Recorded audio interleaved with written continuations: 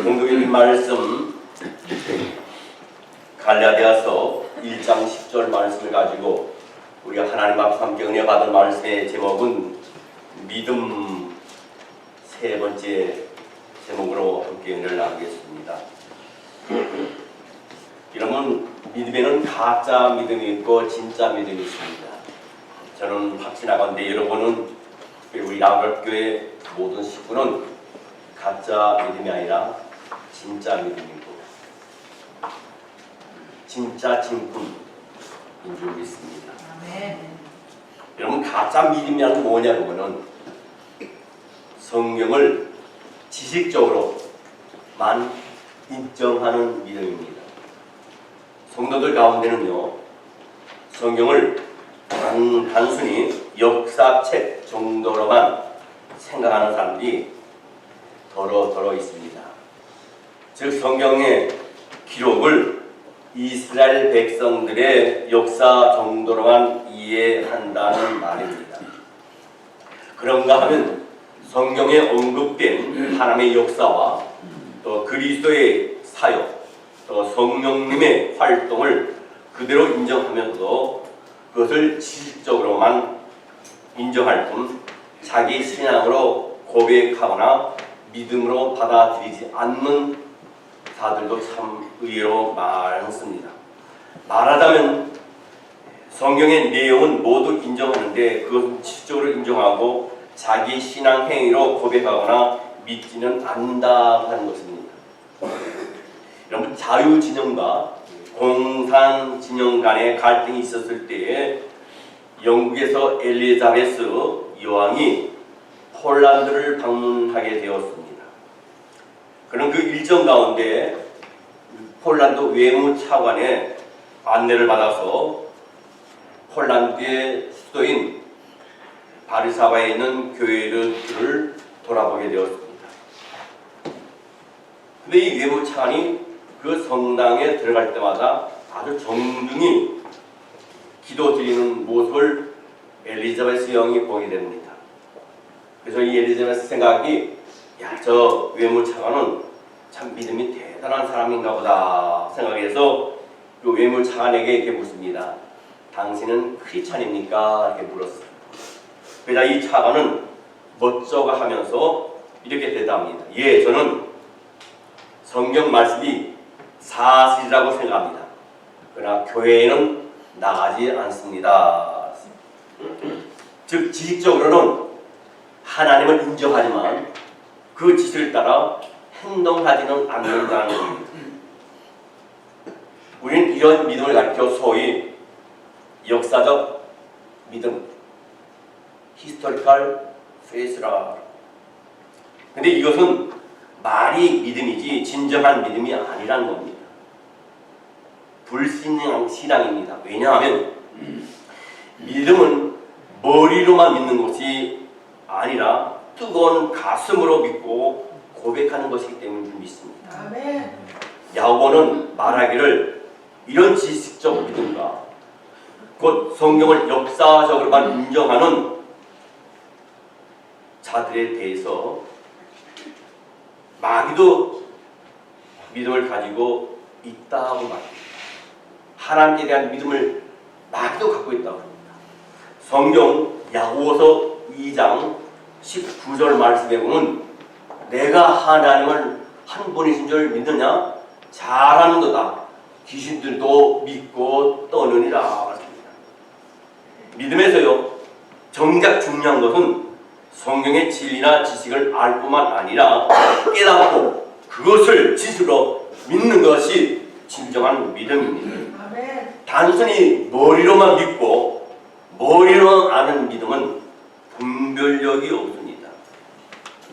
그것은 불신앙입니다. 그것은 죽음입니다.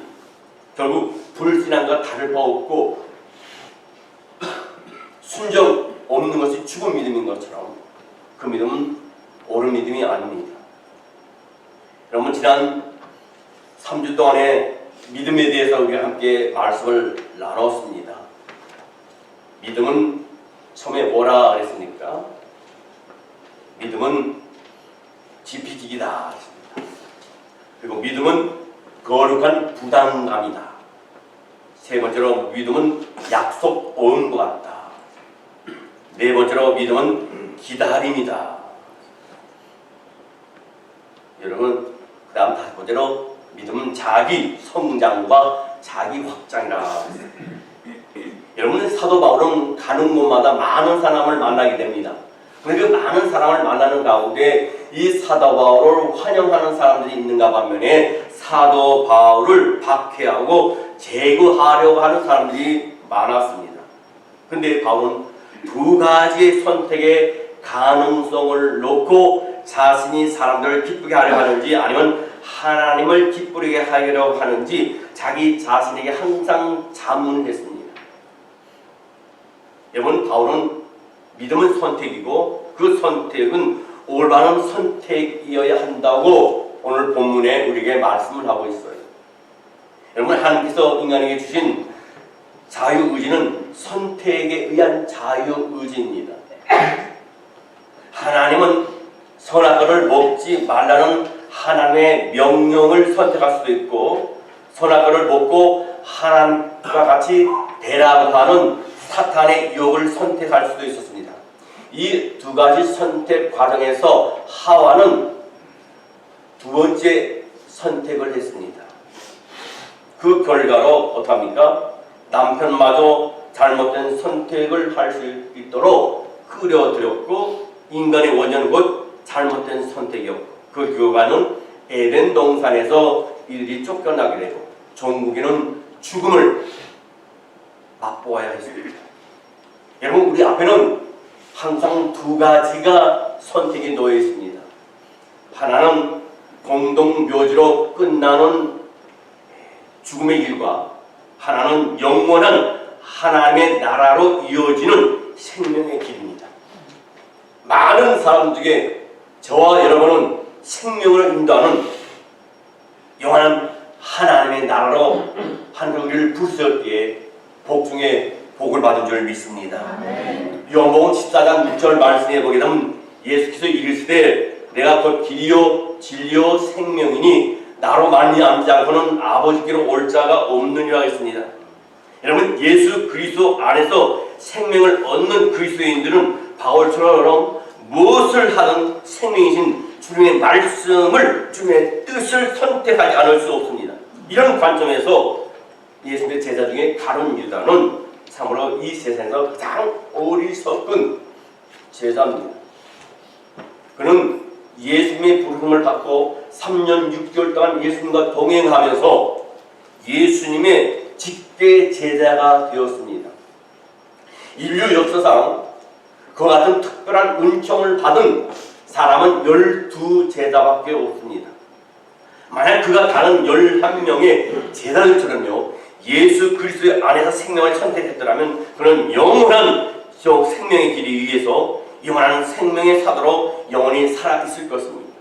그러나 그는 생명이신 예수 그리스도를 배신하는 대가로 은 3,000냥을 얻었습니다. 그리고 그는 스스로 자기 자신이 죄책감에 사로잡혀서 목매어 자살을 함으로 자신의 생애를 마감하였고 그의 선택은 죽음의 선택으로 종지부를 찍었습니다. 성경 마태복음 7장 13절로 14절 말씀해 보기에는 좁은 문으로 들어가나 멸망으로 인도하는 문은 크고 그 길이 넓어 그리로 들어가는 자가 많고 생명으로 인도하는 문은 좁고 길이 착하여 찾는 자가 적음이라 했어요. 멸망으로 인도하는 문을 들어간 자는 누굽니까? 바로 가룟 유다입니다. 그 길은 어떤 길입니까? 죽음으로 치닫는 길이에요. 그런데도 많은 사람들이 그 죽음의 길을 잘못 선택한 사람들이 얼마나 많은지 모릅니다. 하와가 그랬듯이 먹음직도 하고 보암직도 하고 지혜롭게 할 만큼 탐스러운 그 세상의 유혹 때문에 하나님을 등지고 세상의 길로 치닫은지입니다. 두 번째로 믿음은 어떤 것이냐? 계산이다. 믿음이 선택이라면 바른 옳은 선택을 위한 계산은 바로 필수적이라는 겁니다. 마태복음 5장 19절 말씀에 보게 되면요 그러므로 누구든지 이 계명 중에 지극히 작은 것 하나라도 버리고 또 그같이 사람을 가르치는 자는 천국에서 지극히 작다 일컬음을 받을 것이요 누구든지 이를 위하여 가르치는 자는 천국에서 크다 일컬음을 받으리라 하십니다. 여러분 성경에 보면요 평등이라는 단어는 한 단어도 없습니다. 하나님의 정의는 평등이 아니라 공평이에요. 공평은 뭡니까? 뿌린 대로 거둔다 하는 말입니다. 인과응보. 그래서 하나님의 나라에는 큰 사람이 있고 작은 사람이 있어요. 사도 바울처럼요 참수형을 당하기까지 일평생 오직 주님만을 위해서 산 사람과 우리처럼 적당히 산 사람과 어떻게 천국에서 평등하다 할 수 있겠습니까? 하나님께서는 결코 정의 하나님이실 수 그렇다면 정의 하나님이실 수 없습니다. 마태복음 6장 1절 말씀에 보면 사람에게 보이려고 그들 앞에서 너희 의를 행하지 않도록 주의하라. 그리하지 않으면 하늘에 계신 너희 아버지께 상을 받지 못하느니라 하십니다. 하나님은 저와 여러분에게 상 주시는 이십니다. 그리고 우리는 늘 계산하면서 살아야 돼요. 우리는 내가 하는 일이 하나님을 기쁘시게 하는 일인지 아니면 사람을 기쁘게 하는 일인지 내가 하는 일이 세상 사람이 보지 못한다 할지라도 하나님이 기뻐하시는 일인지 우리는 거기서 선택의 길을 섰을 때 반드시 하나님의 기뻐하시는 일을 선택해서 행위로 옮겨야 될 줄 압니다. 성경 마태복음 20장 26절로 27절 말씀에 보면 너희 중에 그렇지 않아야 하나니 너희 중에 누구든지 크고 작은 자는 너희를 섬기는 자가 되고 너희 중에 누구든지 으뜸이 되고 작은 자는 너희 종이 되어야 하리라. 여러분 세상의 계산법은요 수단 방법을 가리지 않고 더 높아지고 더 많이 가지고 보다 더 많은 사람들 자기 밑에 거느리는 것이 계산법입니다. 하지만 주님의 계산법은 달라요. 주님의 계산법은 남을 나보다 낮게 여기고 섬기는 것이 주님의 계산법입니다. 여러분 타인을 섬기기 위해서는 어떻게 해야 됩니까? 자신을 부인하고 버려야 됩니다. 예수님은 인간 바로 저와 여러분을 살리기 위해서 자신을 십자가의 제물로 버리심으로 모든 인간 가운데 영원한 으뜸이 되셨어요. 아멘. 주님께서는 자신의 계산법의 정확함을 십자가의 죽음과 부활을 통해 친히 증명해 우리에게 보이셨습니다. 할렐루야. 세 번째로 믿음은 뭐냐? 믿음은 모험입니다. 하나님 앞에 바르게 계산할 수 있는 사람은 언제나 하나님의 말씀에 순종하며 모험합니다. 아멘. 모험 뭡니까? 어려운 일에 도전해보는 겁니다. 힘든 일에 도전해보는 겁니다. 하고 싶지 않은 일에 도전해보는 거예요. 많은 사람은 모험을 안 하려고 합니다. 편안하게 그런 말이 있습니다. 뛰어가다가 걸어가면은 그보다 편한 게 없고 걸어가다가 그 자리에 서 있으면 그보다 편한 일이 없고 서 있다가 의자에 앉으면 그보다 편한 일이 없고 의자에 앉았다 침대에 누우면 그보다 편한 일이 없고 침대에 누웠다가 잠이 들면 그보다 편한 일이 없고 잠들다가 그보다 편한 일은 뭡니까? 아예 가는 거예요. 창세기 6장 22절 말씀에 보면 노아가 그와 같이 하여 하나님 자기에게 명하신 대로 다 준행하였더라. 하나님은 노아에게 방주를 지으라고 했습니다. 왜 그랬습니까? 그 시대에 아시 관여고 창성했습니다. 그래서 하나님은 이 세상을 노아 시대의 그 세상을 갖다가 물로 심판하고 멸하기로 작정을 했습니다. 그리고 방주를 지으라고 했습니다. 근데 그 방주의 길이가 300규빗입니다. 그리고 넓이는 59핏, 그럼 높이는 30규빗입니다. 오늘의 그 계산으로 단위로 하게 되면요, 길이가 137.4m예요. 그 넓이는 22.9m고, 그다음 높이는 13.7m입니다. 축구장보다 더 큰 대형 선막을 노아가 지었습니다. 지금도 터키에 가면 그 배가 있잖아요. 그 높은 어떤 산에 가면 그 배가 남아있어요. 그대로 남아있어요. 똑같이 규격이 똑같습니다. 높이도 똑같습니다. 수천 년 오는 동안에 물 속에 쌓여가지고 그걸 발견했는데 상하지 않았어요. 하나님께서는 이 노아에게 그 방주를 지으라고 이런 한 푼 대주지 않았습니다.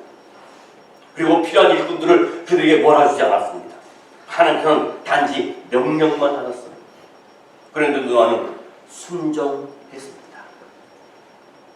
노아가 하나님의 명령에 순종하기 위해서 자신의 전 재산과 전 인생을 거는 믿음의 모험을 감행했던 겁니다. 노아가 바보거나 노아가 엉뚱해서가 아닙니다. 노아는 바르게 계산할 줄 아는 사람이었습니다. 하나님의 명령이거든 무엇이거든 그 명령에 순종하는 것이 영혼을 얻는 가장 확실한 투자임을 이 노아는 밝히 깨닫고 알았기 때문에 순종했습니다. 여러분, 그 모험의 결과로 노아는 인간의 두 번째 시조가 되었어요.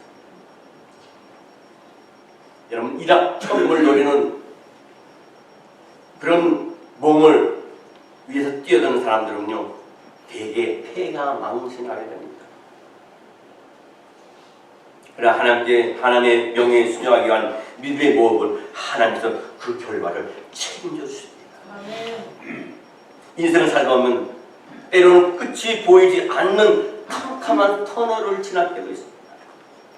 혈혈단신으로 망망대해를 건너야 할 때도 있습니다.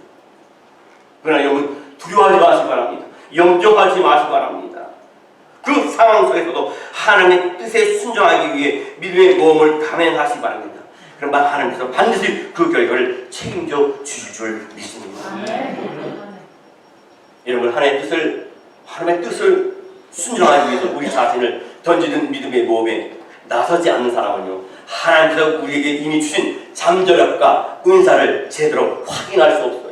노아처럼 믿음의 모험을 감행하는 게 두려워하지 마시기 바랍니다. 믿음의 모험을 통해서만이 우리는 하나님께서 얼마나 위대한 분이신지, 하나님께서 우리에게 얼마나 귀한 잠재력을, 은사를 주셨는지 확인하게 될 것이고, 결과적으로 우리의 삶의 의미가, 가치가 달라질 줄 믿습니다. 다음으로 믿음은 초지일관입니다. 성경 이사야서 26장 3절 말씀해 보게 됩니다. 주께서 심지가 견고한 자를 평강하도록 지키시리니 이는 그가 주를 신뢰함이니라. 여러분, 우리 함께 합독합시다. 시작. 주께서 심지가 견고한 자를 평강하도록 지키시니 이는 그가 주를 신뢰함이니라. 아멘. 여러분, 심지가 견고한 자는 어떤 상황 속에서도 하나님을 신뢰합니다. 하나님을 신뢰한다는 겁니까? 하나님께 기댄다는 겁니다. 우리는 땅은 벽에 기대는 것이, 그 벽이 우리를 받쳐주라고 하는 것을 신뢰하기 때문에 우리가 벽에 우리의 머리를 기대고 우리의 몸을 기댑니다. 삐끗거리고 흔들리는 널빤지라면 우리는 절대로 거기에 기대지 않습니다. 우리가 때로 하나님께 우리가 기대했는데도 불구하고 하나님께서 우리를 받쳐주시기는커녕 오히려 자신의 인생이 땅바닥에 곤두박질 칠 경우에 어떻게 해야 되겠습니까? 그래도 우리는 기대해야 됩니다. 성경에 욥을 보시 바랍니다. 욥은 하나님의 복을 많이 받았습니다. 동방의 의인이었습니다. 하나님께 이 욥이 얼마나 신앙이 좋은지 사탄에게까지 자랑을 할 정도였어요. 그러니까 사탄이 그럽니다. 하나님이요, 그 욥이 평안하고 안전하고 잘 나가고 대박 나니까 하나님을 경외한 거지, 그의 고난과 죽음을 보셨죠. 그러면 그래도 하나님을 경외할지. 근데 하나님이 허락합니다. 그에게 생명만 건드리지 말고, 너가 해야 될 한번 해봐라. 하나님은 자신했어요. 욥의 신앙 믿음을 자신했습니다. 과연 저와 여러분의 믿음을 하나님께 자신할 수 있겠습니까? 한번 되새겨 봅시다. 하나님께 욥을 믿음을 자신하는 것처럼 하나님 저와 여러분의 믿음을 자신할 수 있겠습니까? 사단에게까지 자랑할 수 있겠습니까? 욥은 어떻겠습니까? 사탄이 와서 욥을 건드립니다. 그의 아들들을 한순간에 생일 파티에서 한 집에 있을 때 다 죽여버립니다. 모든 재산을 다 걷어가 버렸습니다. 있을 때 친구지 없으면 친구도 떠나요. 친구도 다 떠났습니다. 살을 맞들고 애를 낳으며 한 가정을 이뤘던 마누라까지도 와이프까지도 하나님을 저주하고 죽으라 그래요. 홀로 단신 외롭습니다. 누구 하나 의지할 데 없습니다. 누구나 하나 손잡아줄 수 있는 사람 없습니다. 그런데 산 넘어 산이라고 어청객 겨청객이라고 몸에 질병이 왔어요. 기관장을 떼서 그 허들을 팍 맞고 있습니다. 피가 납니다. 고름이 납니다. 그렇게 해야만 시원해요. 여러분, 요처럼 하나님께 기댔다가 세상에서 이룰 수 있는 모든 것을 다 이뤄도 그래도 심지가 하나님께 기대해야 합니다. 이것이 믿음 뭡니까? 초지일관의 믿음이에요. 하나님은 이 욥의 그 고난을 통과하고 극복하고 이겼을 때 하나님 그보다 더 큰 복으로 이 가정에 자자손손 복을 줄 줄 믿습니다. 아멘. 여러분, 하나님께서 그와 같은 사람을 평강하고 평강하도록 지켜준다 그랬어요. 어떤 교회도 하나님께만 기대는 그의 경관 심지가 하나님께서 온전히 거하시는 하나님의 성전인 줄 믿습니다. 아멘. 이와 같은 성전이 되시기를 주 이름으로 축원합니다. 아멘. 왜 하나님은 그리스도인들의 삶이 시험과 혼돈과 불안 속에 빠져 있습니까? 왜? 하나님 믿는 사람들이요. 그것은 하나님께 기대해야 돼. 자신의 정한 시간과 수준까지만 기대기 때문에 자기가 시간을 정해놓고 자기가 수준을 정해놓고 견딥니다. 고난을 견딥니다. 그러다가 끝까지 하나님께 기대지 않고 포기하고 하나님을 오방하고 하나님을 떠나고 교회를 떠납니다. 개업이나 사업할 때 개업이나 자식의 대학 입시를 앞두고는 많은 사람들이 하나님께 기대합니다. 금식기도까지도 합니다. 철야기도도 합니다. 작정기도도 합니다. 근데 사업에 실패하거나 자기 자식이 대학에 제대로 들어가지 못하면 그때부터 하나님께 기댈 필요를 느끼지 못합니다. 상황에 따라서 하나님을 떠나는 믿음은 옳은 믿음이 아닙니다. 바른 믿음이 아닙니다. 그런 믿음으로는 하나님의 평강을 절대 우리가 누릴 수 없습니다. 살 얼음처럼 쉽게 깨어지는 연약한 믿음, 연약한 심지는 하나님의 과서는 하나님의 성전이 될 수 없습니다. 성경에 등장하는 신앙의 인물들이 참 많이 있습니다. 그 신앙의 인물들을 볼 때 실패를 겪지 않는 위대한 인물들이 어디 있었습니까? 성경에 위대한 인물이 되기까지 하나님의 사람이 되기까지 숱한 많은 고난과 역경과 시험과 실패가 있었습니다.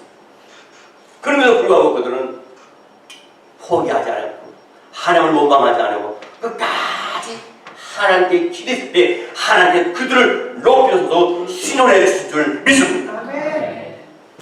여러분, 우리가 계획이 무산될 수도 있고요. 우리의 자식이 우리의 기대에 어긋나더라도 오히려 감사함으로 초지일관 하나님을 기대하기 바랍니다. 그럴 때 하나님께 기대다가 우리의 인생이 땅바닥에 곤박쳐도 그래도 우리는 초지일관 하나님께 기댈 때 언젠가는 내려갈 때 더 이상 내려가지 않은 소설날이 있어요. 그때 비로소 하나님께서 우리를 만드시고 빚으시고 새롭게 함으로 새로운 역사를 우리 통해서 이루어질 줄 믿습니다. 마지막으로 믿음은 결과적으로 본입니다. 본.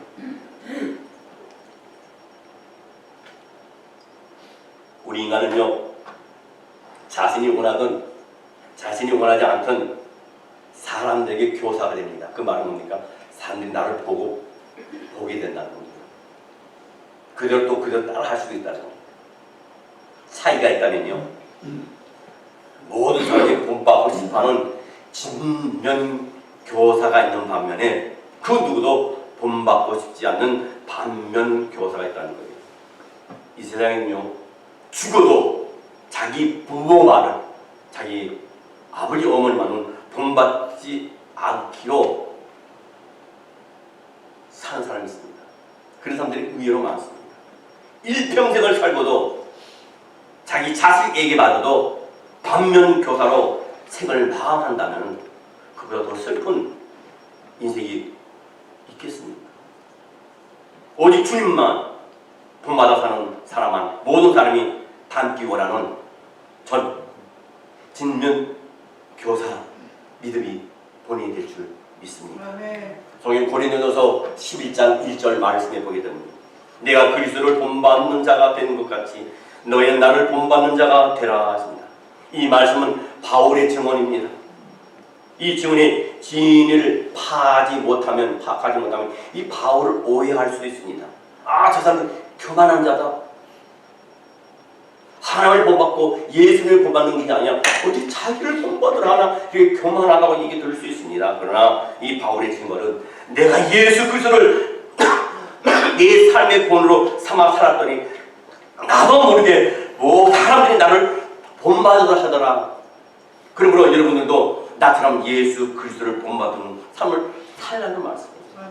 그래서 바울의 설교를 들은 베스도 총독이 뭐라 합니까? 사도행전 26장 24절 말씀에 보면 바울아 이같이 변병하며 베드로가 크게 소리내어 이르되 바울아 내가 미쳤도다.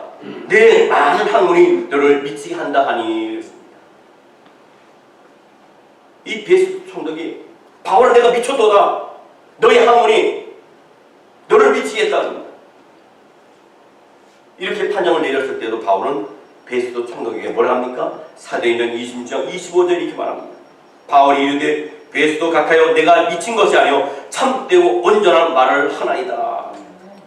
사도행전 26장 29절 말씀에도 바울이 이르되 말이 적으나 많으나 당신뿐만 아니라 오늘 내 말을 듣는 모든 사람도 다 이렇게 결박된 것 외에는 나와 같이 되기를 하나님께 원하나이다 하니라. 바울은 자신을 미쳤다고 판정한 베스도 총독에게 오히려 당신이 나와 같이 되기를 원한다고 합니다. 성경 고린도전서 10장 33절 말씀에 뭡니까? 나와 같이 모든 사람을 기쁘게 하여 자신의 유익을 구하지 아니하고 많은 사람의 유익을 구하여 그들로 구원을 받게 하라. 자기의 유익을 구하지 않고 많은 사람들이 구원을 얻을 수 있게끔 그들의 유익을 위해서 살았던 바울은 결과적으로 주님 안에서 주님에 의해 진면교사 참된 믿음의 구원을 살았습니다. 오늘날에도 우리 그리스도인들이 세상을 향해 복음을 외치지만 왜 세상 사람들이 귀를 닫고 그리스도인을 본받으려고 하지 않습니까? 그리스도인들이 자신들만 유익을 구하기 때문입니다. 어떤 의미에서는 그리스도인들이 세상 사람보다 더 욕심을 부립니다. 더 악착스럽습니다. 자기의 유명 구하는 사람은요 아무리 크게 성공해도 반면 교사로 전락할 수밖에 없습니다. 우리를 살리기 위해서 주님 자신을 십자가의 제물로 던졌던 예수 그리스도를 우리의 삶의 본으로 삼으시기 바랍니다. 많은 사람들이 우리를 통해 우리의 구원을 입을 수 있도록 우리의 삶으로 그들의 유익을 구하면 주님께서 우리를 모든 사람들이 본받기 원하는 진면교사 참된 믿음의 본으로 우리를 저와 여러분을 세워줄 줄 믿습니다. 말씀을 마치겠습니다. 믿음이란 뭐냐 했습니다. 지난 3주 동안 믿음은 순종이다. 믿음은 용서다. 믿음은 시설이다. 믿음은 다루어짐, 다시 말하면 다듬어짐입니다. 다섯 번째로 믿음은 신실이다. 여섯 번째로 믿음은 눈에 보여지는 것이다. 일곱 번째로 믿음은 자기 발견이다. 여덟 번째로 믿음은 자기 가쁨과 자기 사랑이다. 아홉 번째로 믿음은 자유며 열 번째로 믿음은 라이프, 삶이다. 아멘. 이러면 우리의 믿음의 개념을 한번 살펴보도록 하겠습니다. 우리의 믿음의 개념은 뭐라고 했습니까? 첫 번째는 저는 지피지기요. 두 번째는 거룩한 부담감이요. 세 번째는 약속음이요. 네 번째는 기다림이요. 다섯 번째는 자기 성찰과 확장이고 여섯 번째는 오늘 말씀드린 것처럼 선택이며 일곱 번째는 계산이고 여덟 번째는 자기 모험이고 아홉 번째는 초지일관이고 열 번째는 본이다 말씀드립니다. 되었습니다. 믿음의 결론을 냈습니다. 첫째, 믿음의 개념을 새롭게 정리하면 할수록 우리의 믿음은 날로 새롭게 될 줄 믿습니다. 아멘. 시편 96편 1절 말씀에 이런 말씀이 있습니다. 새 노래로 여호와께 노래하라. 온 땅이여 여호와께 노래할지어다 했습니다. 시편에는 이런 동일한 내용의 말씀이 참 많이 있습니다. 계속해서 반복해서 명령하고 있습니다. 새 노래로 여호와께 노래하라는 것은 매년 새 노래를 만들어서 부르라는 것이 아닙니다. 요즘 어버이날은 불리는 5월 8일은 옛날에는 어머니 날이었습니다. 그래서 어머니 날이 되면 학교에서도 그렇고 교회에서도 어머니 날을 위한 어머니의 마음의 노래를 부릅니다. 우리가 어렸을 때 너무 귀가 따갑도록 입이 불어 틀 정도로 불렀던 낳았을 적의 괴로움 다 잊으시고 길 있을 때 밤낮으로 애쓰는 마음, 진자리 마른 자리 갈아뉘시며 손발이 닿도록 고생하시며 하늘 아래 그것이 넓다 하리요 어머니의 희생은 가리없어라. 어린 학생들은요 매년 어머니 날에 감정도 없이 이 노래를 불러댑니다. 그러나 그들이 장성하고 성장해서 결혼했을 때, 자식을 낳았을 때, 그 자식이 마른 자리, 진자리를 다 가를 때, 그때서 비로소 그 가사만 들어도 눈시울 뜨거워지고 가슴이 먹먹해지고 뜨거운 눈물이 흘러는 돌을 타고 내립니다. 별 감정 없던 노래가 새 노래가 되었기 때문입니다. 아무리 오래된 노래를 할지라도 새로운 마음으로 부르면 그건 새 노래입니다. 근데 오늘 지어진 작사 작곡된 노래를 할지라도 묵은 마음으로 부르면 그건 묵은 노래예요. 여러분, 우리가 믿음의 개념을 새롭게 전달할 수 있도록 우리 마음은 하나님 앞에서 새로워지고 새로운 마음으로 살아가는 우리의 삶은 하나님을 향한 새 노래가 될 줄 믿습니다. 둘째로 날로 새로워지는 믿음은 우리의 미래뿐만 아니라 과거까지 새롭게 합니다. 우리의 믿음이 날로 새로워져 간다면요, 우리의 믿음이 새로워지는 만큼 우리의 현재와 미래가 새로워질 것은 두말 나위 바랄 것도 없습니다. 날로 새로워지는 믿음은 그동안 우리를 스쳐 지나간 모든 시간들의 의미마저 주님 안에서 새롭게 되는 줄 믿습니다. 마지막으로 셋째, 날로 새로워지는 믿음은 사라지지 않아요. 성경에 등장하는 위인들을 보십시오. 모두 참된 믿음의 삶을 살아가는 사람들입니다. 그들은 최소한 2000년 전에 모두 세상을 떠났습니다. 그와 동시에 그들은 모두 영원한 믿음의 이정표로 살아있습니다. 세월은 순식간에 흘러갑니다. 언젠가는 저와 여러분도 세상을 떠납니다. 그러나 우리의 믿음이 날로 새로워지는 한 우리가 이 세상을 떠난 뒤에도 우리의 삶의 족적은 영원한 하나님의 나라를 향한 이정표로 남을 줄 믿습니다. 이런 우리는 그러므로 믿음의 개념을 새롭게 정립하는 것으로 참으로 중요하다는 걸 알고 날로 새로워지는 믿음 속에서 여러분과 제가 함께 묵상한 모든 삶이 이어지길 바랍니다. 저 여러분의 믿음의 현재뿐만 아니라 내세에도 후세들에게 이정표로 남는 하나님의 기쁨이며 승리하는 믿음의 여건들이 되시기를 주의 이름으로 축원합니다. 기도하겠습니다.